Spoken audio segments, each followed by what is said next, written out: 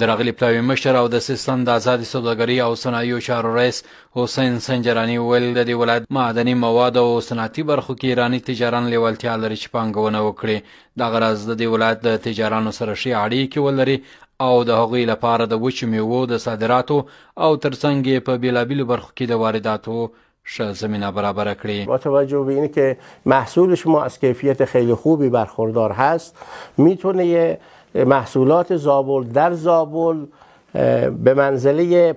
مقصدی باشه برای امر صادرات به کل جهان و داخل بازار ایران. پر همدې مهال د زابل د سوداګرۍ خونې رئیس محمد هاشم مرغوال د ایراني تجارانو راتګ زابل ته ګټور بولي او زیاتوي هڅه کوي چې د پاکستان پر ځای د بدیلو لارو او تجارت لپاره کار وکړي ترڅو د دې ولایت تجارتي توکي صادر او د اړتیا وړ توکي د هغه هیواد څخه وارد کړي. ښاغلی مرغوال زیاتوي چې ایراني پلاوي